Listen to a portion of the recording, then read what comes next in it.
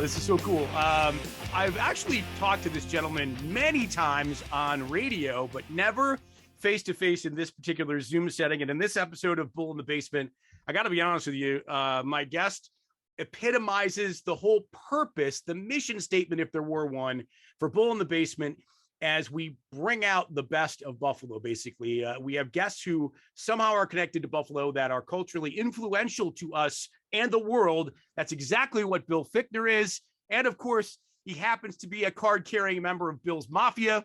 So an equally great reason to have him on Bull in the Basement. Bill, good seeing you, man. Thanks for doing this. My pleasure. My pleasure. How's Buffalo? Buffalo today is a little bit rainy and gray and cold, man. I mean, That's are now unusual. Yeah, That's shocker, unusual. Right? Shocker. By the way, the lighting is terrific in, All your, right. in your studio. I know it was important My to you. studio, my 32nd floor hotel room in Austin, Texas. So it's funny. We were talking before I get into kind of the meat of our Q&A. We were talking via text about, doing it. And you're like, hey, can you give me a bunch of weeks? I'm going out to Austin to shoot something, yada, yada, yada. And so, okay, let's start there. I don't know what you can tell us, but what's happening? What are you doing?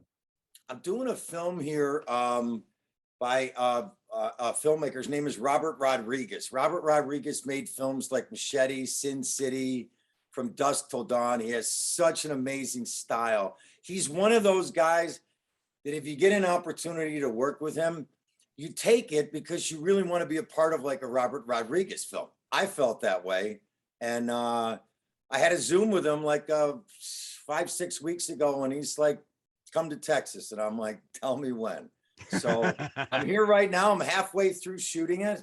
I still got like 3.5 weeks to go, but Austin's great. I'm just happy that the work is great. Miss home, but it's all good. Did you happen to go to the Formula One race yesterday? I was there all day Saturday, all day Sunday. The very first day that I got to Austin, I think it was October 1st. It was a Friday, and I took a walk and just to get out of the hotel. And I'm walking on the street, and I see an outdoor bar. Austin has a lot of great, clubs and a lot live music. But I'm not at a place working on a film that I really feel like going into an enclosed place. So I see this outdoor bar, and on the shelf there is my favorite tequila. So I'm like, oh, I gotta stop. So I stopped. 5 minutes later, a guy walks up to me and said, hey man, how you doing? I'm from Ontario. And I'm like, oh, you're like 45 minutes away from where I grew up. And he has a racing museum up there, and he collects things. And he's like, I'm coming back for the F1 race. You want to go? And I'm like, sign me up, babe. Sign me up. So we spent the whole weekend out at the track. It was unbelievable. So we're there because there was a lot of speculation because it was the Bills bye week. And this guy, Daniel Ricciardo, is a big Josh Allen fan. I mean, they've done Zoom chats together. They've exchanged helmets. So the big question was whether or not there was a Josh Allen spotting anywhere. Yes, no? I did not see Josh, and I think I would recognize Josh if I did see him. And I was down in the paddock, where the cars were, and I got to go out on the grid, right before the race. Wow. When the drivers are getting, it was like a bucket list thing for me. Listen, it was slightly better than Lancaster Speedway, but not by much. Not by much. I will say this. Now, this is not exactly F1, but IRL Indy Racing League. So yeah. I think this. They've done a race in Toronto for years, a road race in Toronto for years. And just a quick story. So Honda did a promotional thing. This is probably now 5 years ago, where they brought people from neighboring cities or wherever, or that city in particular, to actually ride in an Indy race car and go through the course with a former driver. For some reason, they decided to make it public and go with a radio guy, me. So they built a 2-seater Indy race car, and I was in the back seat, and Jill DeFerrin, who was a 2-time Indy 500 driver, was the driver. And it was the most insane thing we got up to like 175 on the straight. It was crazy. There's no reference point for that experience. And I've had that experience at the Indy 500. And it's like, whoa, unbelievable. Yeah, it's insane. Well, that's super cool. So let's go. Let me circle back to the film. So what can you tell us about it? What role are you playing?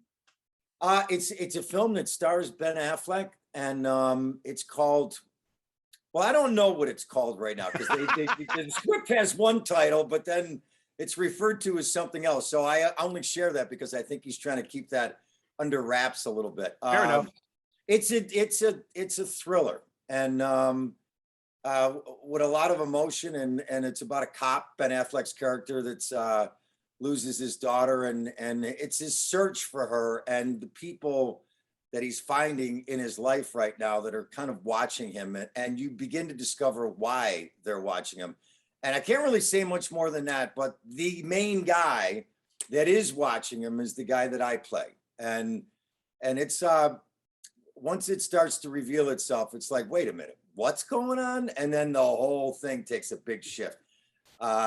Sorry for being so vague. That's all right.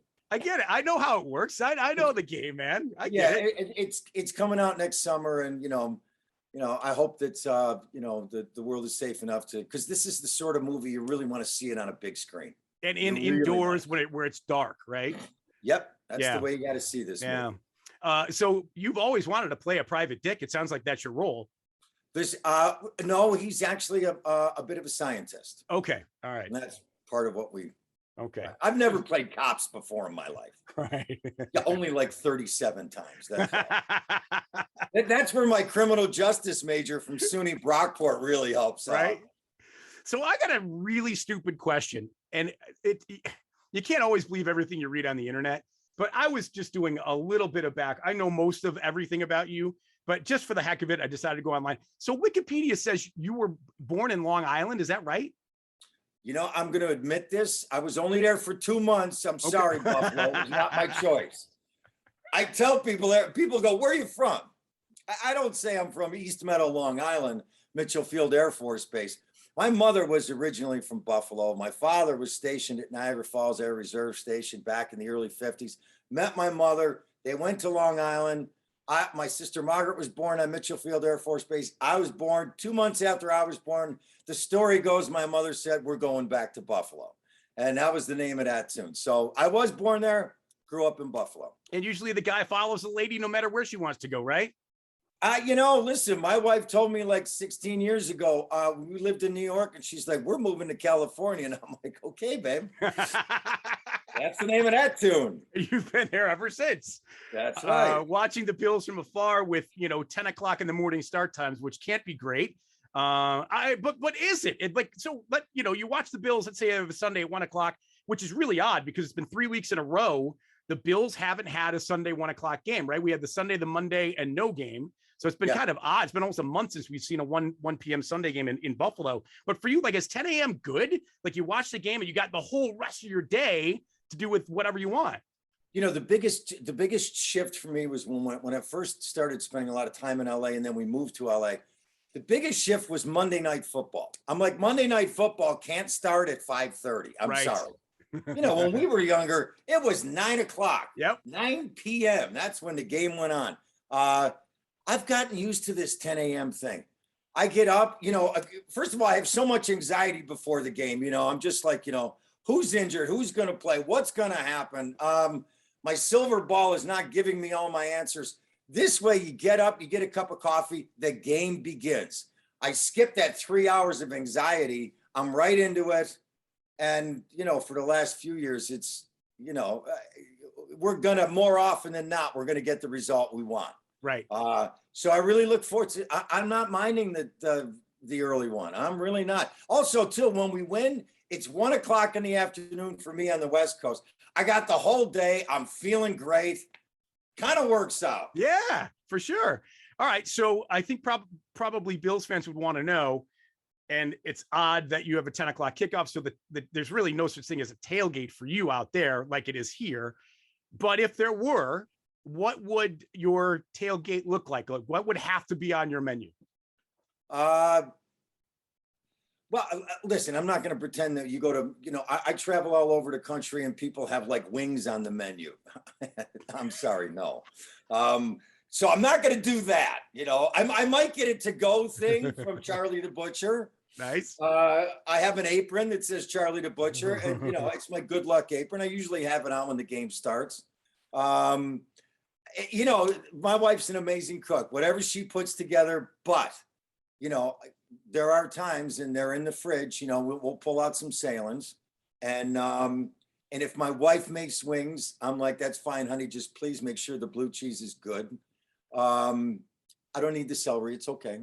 But, you know, burgers, whatever, you know, we're just, you know, it's close to home. The grill's right up from the TV. I love it.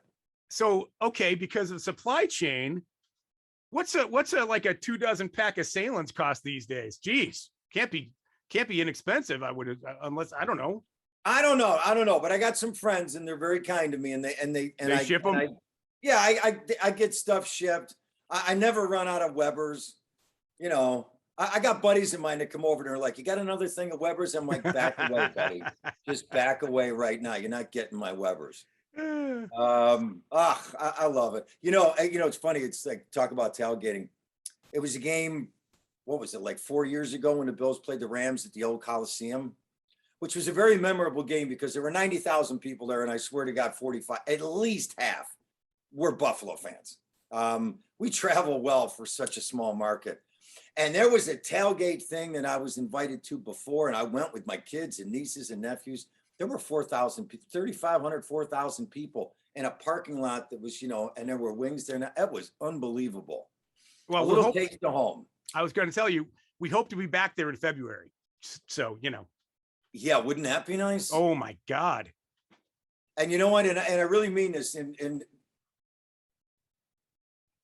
that's entirely possible. Sure. You know, I mean, for real. I just think it's possible.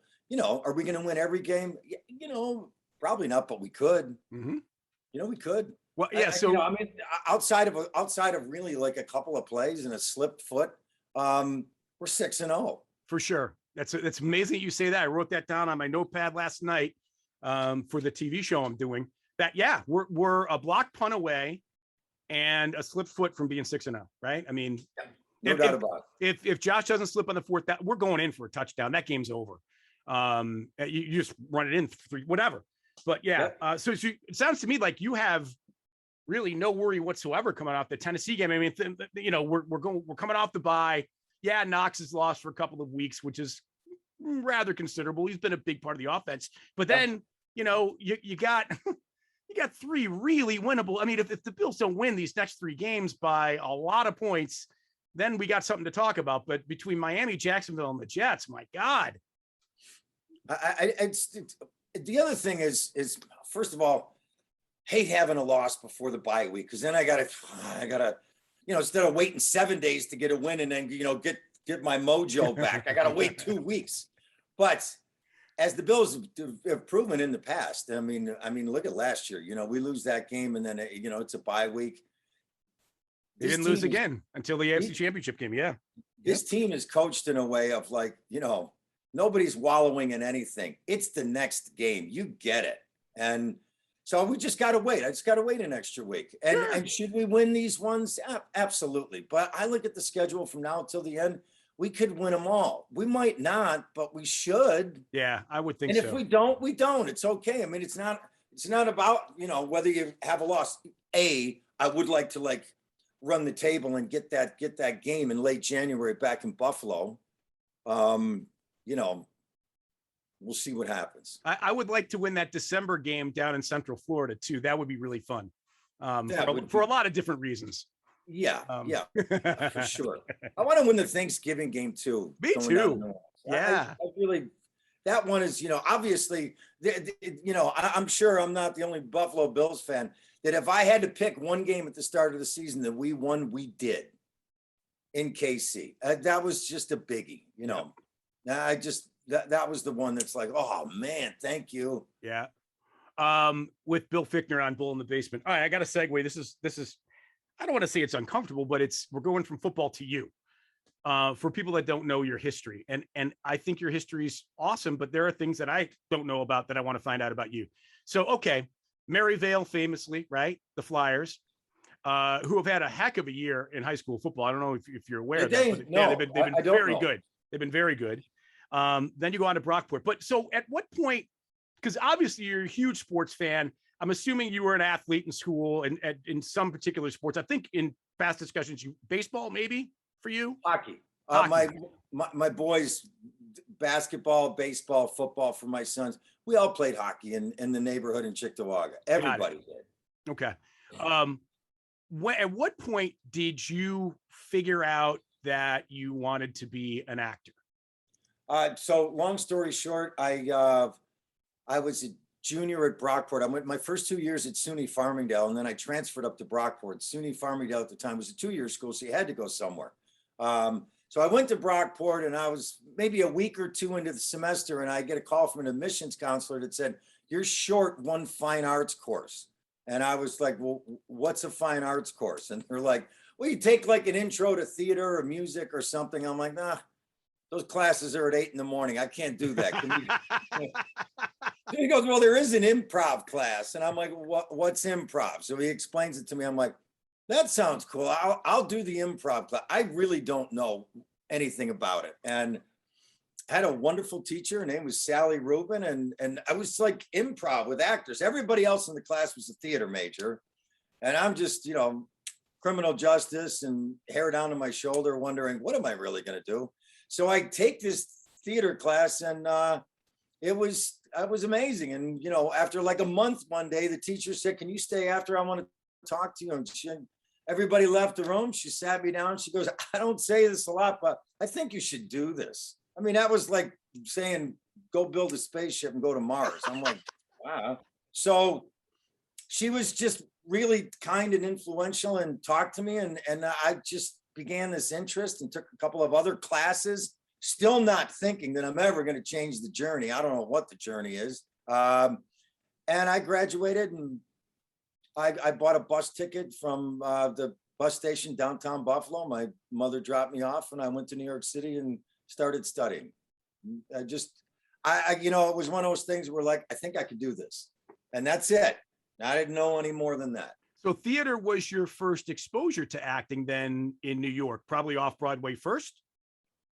I've never been on Broadway, but theater was everything. But when I got to New York, I didn't want to get a job right away. I wanted to learn how to act. I didn't really, I was finding this stuff out. A lot of people that I met when I got to New York that were in their early 20s, they did things in high school. I never saw a play in high school. We snuck out the back door.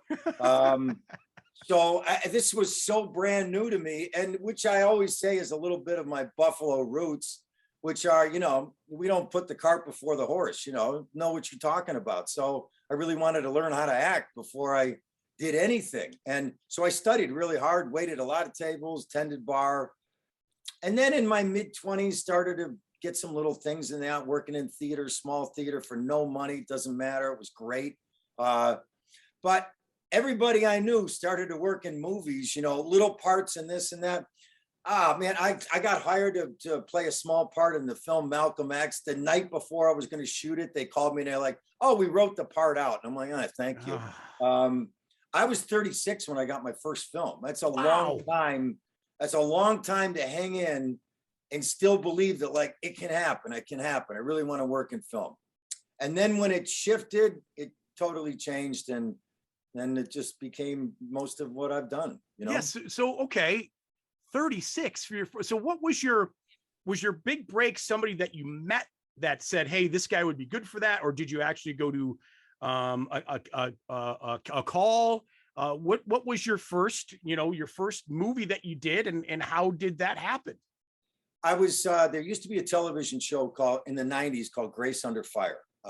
Brett Butler was the star of it. Yep. The very first season of that show, I did an audition on tape in New York it was a Chuck Lorre comedy, the same guy who did Mom that I worked on for 5 years. And so I did this tape audition. I got the job. I went to LA. When I was in LA, that was all kind of new to me. I'd been in New York, and I got an audition for a film called The Underneath that was shooting in Austin, Texas, where I am right now. Wow. And that was my very first one. So I went to this audition. It was a Steven Soderbergh film. He's an incredible director.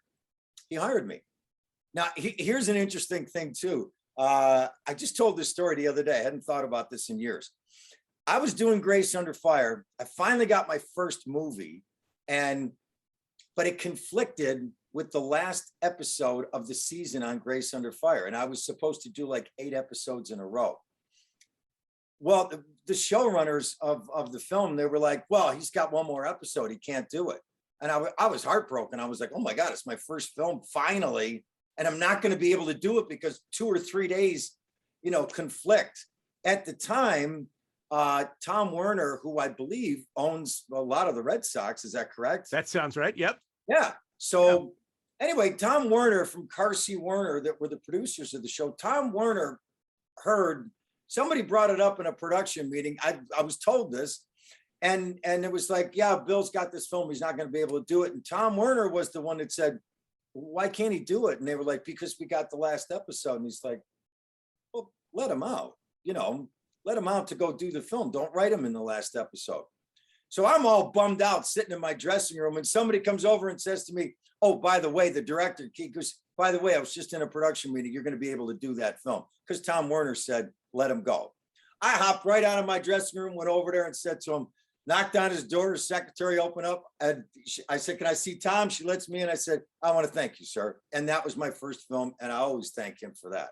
That is incredible. And for folks that don't know, Bill's been in some massive movies, Heat and Armageddon and Black Hawk Down and Perfect Storm, and the list goes on and on and on and on. And please don't be offended by this, but I like to call you the Steve Tasker of Hollywood. That's not offensive at all. You are versatile. You're incredibly important in every role you play in every movie you've ever been in. And you arguably, based on your resume, have a Hall of Fame career like he kind of did in his role with the Bills. That work for you? Yeah, that works for me just fine. Listen, I really care about, I don't take everything that comes my way. I got to believe in it. I've been picky and choosy at times when I really didn't have a right to be. But if I don't think I got a fear of being bad. I always want to be as good as I can be. And if it's, if it doesn't feel like the right fit, I don't do it.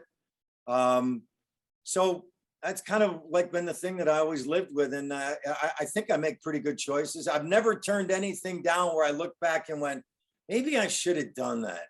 I've never had that experience. And I'm such a homebody too. I care about work, and then I go home, that's what I do. I was going to say another wonderful, Buffalo feature that you have is you are clearly an incredibly humble person too. You know where your roots are from, what you've come from, what you've done and became, but it doesn't sort of envelop you completely. You like working's part of your life, not all of it, right? Absolutely. And I think it's this is where most of the joy comes in my life. And I really mean this. At the end of the day, if something, crosses over in my personal life with my kids and my wife, I'm fine. I don't need to do it. That is always the priority. It's how the best things come in your life, and I have that sort of support with my sons and my wife and vice versa. And I love working. I love doing everything. But at the end of the day, I get a lot of balance from being home. Sure. So I get a lot of balance from being home. And when the Bills win, I'm really balanced, Namaste. That's right. I probably said the word wrong. Me and yoga don't. No, you got it right. Absolutely right. Good. Because me and yoga don't do well. So your wife was an actress, correct? Yeah. Now I heard, maybe I'm making this up, that you lost a bet and that's why she had a role in your movie. No, what happened was we were getting ready. We were getting ready for production. I'd finally, through my incredible Canadian producers that worked with me on the film, I finally raised the money, or pretty close to enough where it was like, oh my God, this is a go. We're actually going to do this. And so it's about 3 months before we started shooting. I got to Buffalo 2 months before the first day we started shooting. hanging out at my lovely Hampton Inn down on Delaware, doing pre-production, getting ready to go. But about a month before I ended up in Buffalo, I was just having coffee one morning and my wife's like, how's things going? I said, oh, it's great, honey. It's great. She was just walking through the kitchen and she said, I'm in the movie, right? And kept on walking. And I'm like, yes, yeah, baby, you're in the movie. And I'm thinking, well, man, I got to come up. What role is she going to play? And then she said to me, I could play your wife. And I'm like, that's not happening, baby. Calm down. So there was another role of a waitress in a diner that we shot at the lovely Woodlawn Diner that's unfortunately closed right now on Route 5. Mm-hmm.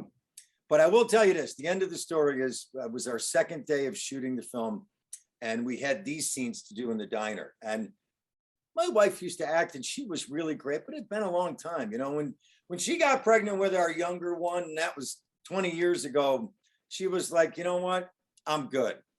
It's time for me to be mom, and with all peace in her heart. And she's been happy, So first day we go to shoot, second day of photography, the scene comes up and the camera is on Kimmy.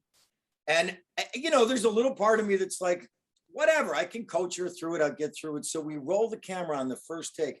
I swear to God, Bob, when I yelled cut, I said, Kimmy, I took her on the side and this was focused on her. She was so good. I was like, wow. I mean, I knew you were going to be good, honey, but she blew me away. And so it was a great treat. Now I'm working on the next film I want to make. And she's like, what's my role? And I'm like, there is no role. Calm down. We'll see. Awesome. She'll end up being in it. I'll have to write something. Sure. For her. Let me ask you some Hollywood questions. So are you what number agent are you on, number one? And number two, how important is an agent in Hollywood? I mean, you can't go without one, I'm assuming. It's all like a catch-22. It's the same thing with like being in the unions, being in Screen Actors Guild. You got to be in Screen Actors Guild to get a Screen Actors Guild job. But you got to get a Screen Actors Guild job to get in the guild. It's the same thing, like, I think young actors in New York, you have the opportunity to walk down the street, you run into people, other actors, young actors, playwrights, you do readings, you meet people, theater companies, and that. Out in LA, it's all studios. It's all big gates at the front of studios. If you don't have an agent, you're not walking on that studio. So it is necessary, but everybody starts off. I remember when I moved to New York, I got 250 pictures, headshots, and wrote a letter and put them in envelopes and sent them out. I got like one call from one person. Wait a minute. So that's what it takes?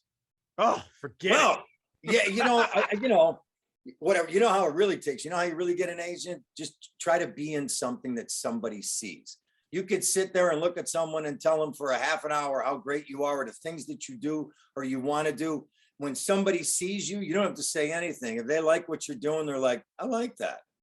That's the person you want. And that's what I tell all young actors that ask me about it. Get seen, do things, be in the theater, do short films, do whatever you can do. Get seen. So hopefully a potential agent won't see my performance in this. I've already got a message already on my phone.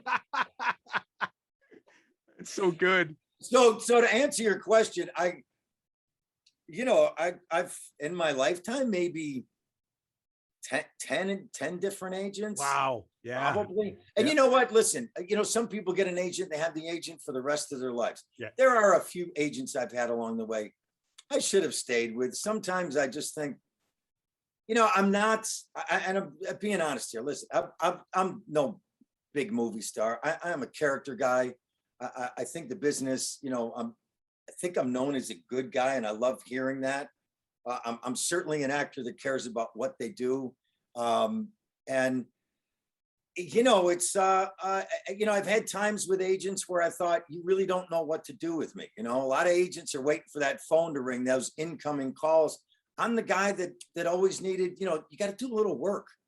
Go tell people that, like, don't hire him. This is the guy. So I've had frustrations over the years with some agents, and I've left them and I stayed close with them. I never walked away from anybody without calling them up and going, you know what? not going to work with you anymore. And I'm going to tell you why. And you stay truthful like that in your life, and you can hang around this business for a long time. Sure. What's the biggest disappointment in terms of you went to audition for a part and didn't get? Oh, dude, what do you got? You got a couple of days?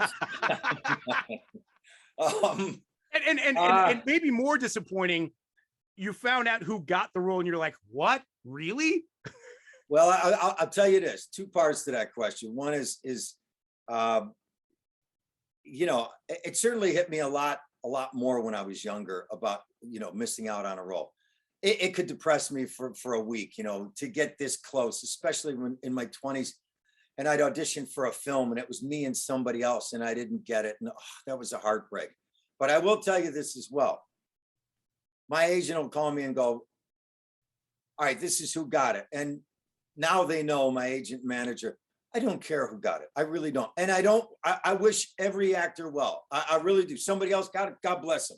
Tough road being an actor. He got it. That's fine. It wasn't for me. That's all there is to it. But as I get older, I find my downtime, you know, now if I'm up for something and I don't get it, you know, my downtime now used to be like, you know, I'd be bummed for, you know, a week when I was younger. Now my downtime is like, it's like between like 2 and 4 minutes where I'm like, oh, well, that really sucked. Hey, honey, do you want to get a beer? Let's get a margarita. And I really mean that. I don't have a lot of downtime right now. I just don't have, you know, it is what it is. You should, I don't know if you even thought of it, maybe not, but in terms of stories to tell from every project you've worked on, we obviously don't have time. And I would like to save time to do this again with you months from now or whenever you want to do it again. But there's got to be story after story after story from not only the humongous projects that you've done and worked on or helped produce or write or direct, but in addition to that, all the different people you've worked with from every different level of your profession. I mean, you'd have volumes, I would assume, of stories to tell. Yeah, I really do. I really do. I have so many, and there's something I take away from every single thing that I work on that I'll always remember. You know, it's when I went to Morocco in 2001 and worked on Black Hawk Down, and we were there for 5.5 months. I worked with a lot of amazing people. You see them later on, you might cross their paths and that. Give them a hug. Great to see you. But as many people as I've worked with, you know, it's just life. You know, you don't become best buddies with everybody. Right. But Black Hawk Down was special because, you know, my co-lead in Coldbrook, my film, is Kim Coates, yep. Canadian actor from Saskatoon, and Eric Bana from Australia. That was the unique thing of those two guys to become buddies for life from one thing was amazing. I remember when I first met Kim Coates in Morocco, and we sat up late one night in the first couple of weeks we were over there, and we had a few. And Coates started to talk me in. He started to tell me that Buffalo was actually really part of Canada. It was a small suburb, and it was really part of Ontario. I'm like, I don't know what you're talking about, buddy. I got a lot of things that really, you know, a lot of great stories. And here I am in Austin, you know, getting some new ones. Yeah, it's crazy. It's absolutely crazy. And like I was going to say, you know, I just wanted to know, okay, we'll save the rest for later, but let's just talk about, you mentioned it, Black Hawk Down, for instance. Obviously, when the people putting that film together are putting it together, they want it to make as realistic and pay the best possible tribute to the people who were really in that real occurrence, right? So for you, when you're shooting that and when you're training and you're preparing for it, I mean, did you feel like when you were shooting that, was there a part of you thinking like, holy cow, this is like real war, even though, you know, there's cameras everywhere and whatever? Was there a time when you're like, wow, this is what it's really like? Let me tell you something. First of all, I've had the joy of being in 5 Jerry Bruckheimer films. Jerry Bruckheimer is as big of a producer as you'll ever meet in your life. And when you're on a Jerry Bruckheimer production, it is soup to nuts, and everything is as good as it can be. Jerry Bruckheimer on for Black Hawk Down, you know, if you're going to shoot a film that's about the military, what you want is DOD approval, Department of Defense. They don't say yes to every film for people that are asking for help with a movie or expertise or equipment or whatever. So here's Jerry making a film called Black Hawk Down. I would imagine that the US government and military loves Jerry Bruckheimer. He made Armageddon, which I was in, Pearl Harbor, Top Gun. I mean, this guy's the best marketing tool there is out there for the military. He's amazing. So he gets Department of Defense approval on this. What they did was, before we went to Morocco, the guys that were playing Delta guys got to go to Fort Bragg for an entire week, where Special Forces School is down in North Carolina. And the 22-year-olds that were Army Rangers, they all went to Fort Benning in Georgia, where the Army Ranger School is. Well, those guys got there and to go into classrooms, and yeah, it's nice. We got down to Special Forces School. You know those fantasy baseball camps, you know, where you go and yeah, you play with, you know, former major leaguers, you get out on a real field and everything. This was like fantasy baseball camp for like special ops. I'm telling you, Eric Bana and I looked at each other after the first day and we're like, I have a feeling if the insurance company knew about what they're letting us do, we wouldn't be here right now. I mean, we used explosive, we shot everything for real. Every day we spent with guys that were close to the guys that didn't come back from Somalia. And these guys, by the end, you know, at first, I got to tell you, in the beginning, they were like actors, you know.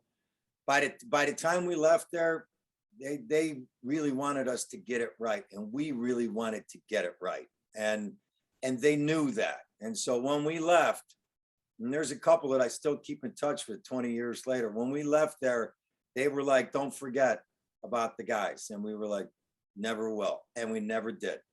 So there was a commitment from the beginning. And one of the guys that led one of the divisions in Somalia, he came with us to Morocco and was with us every day. And I'll tell you, there were times when, you know, I would do something in a scene between takes, he'd walk right up to me and go, no, that's not how you would do that. And all I wanted to do is know how to, you know, you wouldn't say it. You wouldn't talk that way to someone with a higher rank. Then don't do it that way. And I wouldn't. And so that's an example of really being put in the world. Yeah. A world that is, and a world that we're never going to understand because we weren't there. But we can try to get it right by the people around that will help us understand what it really was. I'm struggling with asking you this question, but I will anyway, because it's very topical. Obviously, you're in a war movie. There's a lot of weaponry. Alec Baldwin, I mean, wow. I mean, right? I mean, man. It's I know that I've read 100 things on it so far. Everybody stops at that moment and wonders how does that happen? Black Hawk Down, you know, we had a semi full of AK-47s and different weapons that were the real weapons being used by everybody. The armors are specific, you know. Am I going to say that every time I'm on set that I've looked at every single time? You know, sometimes you just miss it, you know, but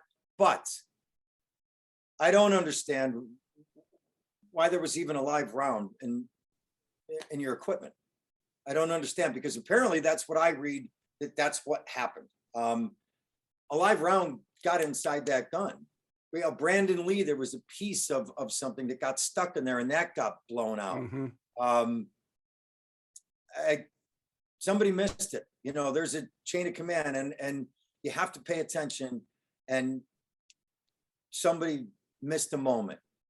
And tragedy. I can tell you this, and I've said this talking about it over the weekend, that I feel so much for everybody. I feel for Alec, you know, to be in a circumstance like that and all of a sudden pull that trigger. You know, I've pulled triggers on guns, but you do not expect, you know, anything to happen. That's not what it is. It's just not even a thought in your mind that anything like that could ever happen. Yeah.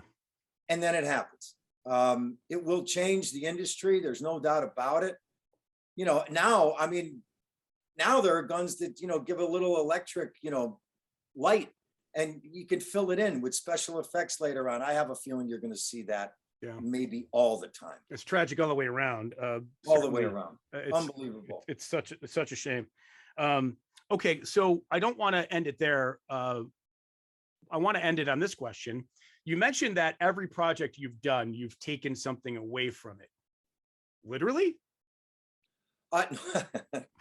No, listen, I take socks from everything I do. I'm like, give me those socks. Well, these socks are really comfortable. I'm taking those. You take something away, whether it's the people that you meet, the experience that you have,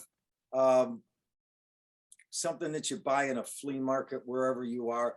There's something, I look at, and I really mean this, everything that I do, I take a lot of pride in, and I think of it as it's a piece of the puzzle of whatever my life is and whatever my career is.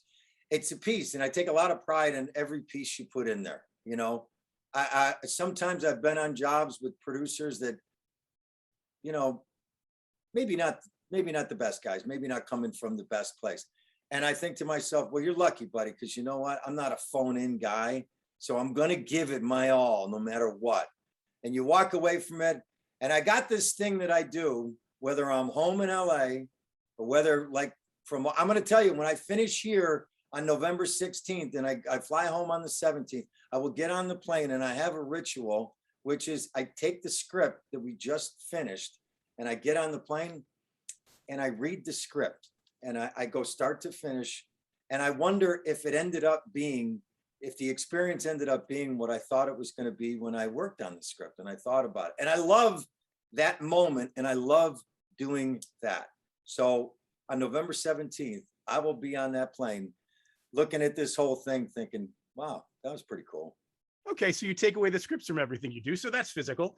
Hey, listen, I know you're busy. I know you got stuff to do. Obviously, you're working on your film for a few more weeks. Congratulations on that. Good luck with that. I know you're going to work on a new film coming up. I know you love the Bills. Keep your love up. That'll never go away. And the Sabres. And the Sabres. Yep. And this, hey, good start for them. Oh, yeah. All things considered, they're in a tough spot. They lose a couple of their better players, and Eichel, who knows what his future is going to be. But all things considered, a lot of positive coming out of that building. A lot of positive. Yeah. And of course, you're a hockey guy. So there you go. There you go. Were you a winger, a goalie, or a defender? I was a goalie. I was a goalie. In my man cave at home, if I was sitting in my man cave at home at my desk, right behind me on the wall are my original pads. Come on. God, they're sitting up there. Let me tell you a quick story. So I'm at St. Barnabas Church. It's on George Urban and Dick Road. This is a way better way to end this, by the way. Go ahead. A way better way. Yeah. And I'm dating this beautiful girl from high school named Jenny, and still keep in touch with her. I haven't talked to her in a while, but she's wonderful. That's my wife's name, so that's a good thing. That's a good thing. Yeah. So she wants me to go to bingo with her. So we're going to go to bingo. And I'm like, we'll go to bingo. And they were, back then it was like the gym in the auditorium was the smokers, non-smokers. And, they were splitting $15 pots like 5 ways. So it gets to the coverall at the end of the evening. It's $200. This is like 1972. It's $200, right? I look down, I'm like, I-27. I'm like, bingo. I'm the only one, man. You hear all these old women in there going, and the guy comes over, he counts it out. He checks all the numbers and he counts it out. 20, 40, 60, 80, 120, 140, 161, $200, puts it right in front of me. I'm like, well, I think she thought there was a ring was coming out of some of this money.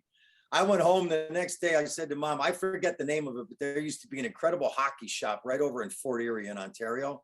And I knew it. Those Cooper pads up there were $200, those leather pads. I spent every dime of it on those pads. And I still got them to this day. People have, back in my 20s and 30s when I moved to New York, guys that still played hockey were like, hey, man, can I borrow the pads? I'm like, no, you cannot.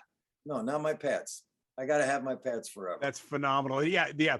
The guys are moving you up that 8th floor walk up with all your gear. What are these? Yeah. No. Don't touch those. I got those. Don't touch those. Not the glove either. Yeah. What do you do? I got my Bauer goalie skates hanging on the wall. Oh, that's phenomenal. I do. That's great. Hey, this was awesome. I hope you enjoyed it. Let's do it again in months from Absolutely. now. You know, we got to space this out. I don't want to take too much advantage of you, obviously. But thank you so much. Have a great. We won't. I put it this way. I'm going to leave you alone for the holidays. How's that sound? No, listen. Let's catch up, like, near the end of the season. Okay, We can that really sounds talk good. about what's going to happen in the future in the next couple of months after that, because Very we're good. going to be playing for a couple of months after. Yeah, that. we are. Yeah, we Yeah, are. we are. All right, man. Well, continued success. Keep doing well there in Austin on your current work. Go Bills! And Go Bills. for those of you who are watching, thanks for watching. Bill, thank you. And obviously, please subscribe on this YouTube channel. And that's another episode of Bull in the Basement. Thanks for being here. You got it. Take care of yourself, Paul. You too, man. All right, brother.